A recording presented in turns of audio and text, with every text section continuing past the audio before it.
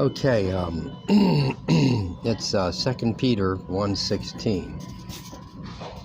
There's a lot of people that they have doctorates, and they've been in theological, schools 8, 10, 12 years. And they're online now on the YouTubes and such, where they have denounced a Christianity, okay? So you might as well say they don't believe in Jesus. Well, they don't say that. They don't go, "Oh, we no longer believe in Jesus, that he was a fable." They say, "We have left Christianity. We're no longer a Christian," okay?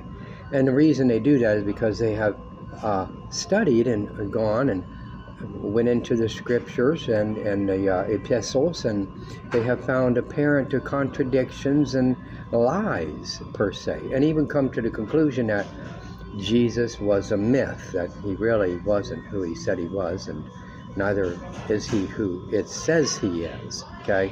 With all kinds of verses they use that, and it really can, if you're not born of God, it would possibly convince you as well that it's not true, okay, anything that was written like that, because of the times and how it was done, and I mean, they just have all kinds of historical evidence that it didn't exist, rather than that it did. So here we go. In 2 Peter, it says in this here, this is out of the Greek, it says, "Not for clearly devised," and that is sophizo, which is a sinister instruction. Fables, which is myths or idle tales,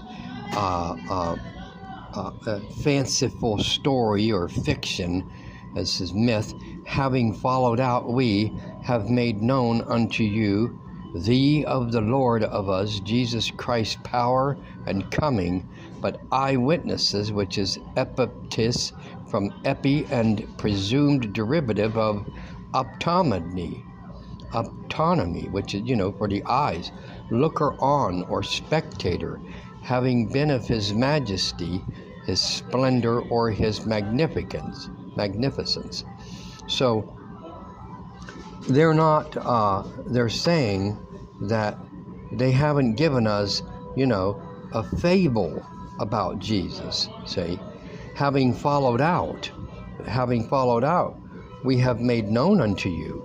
So they've made known unto us through being an eyewitness, a spectator, looker on, okay, of his majesty and his power of Jesus, not a fable or some kind of a sinister instruction that they have given us. So if a person doesn't believe these statements, okay, then there's clearly, something that's in them not allowing them to have faith in that, see? Because faith isn't having to have seen that with our eyewitness. We believing in eyewitnesses is because that spirit that was in them, which was of Jesus, is in us as well, and that's confirmation.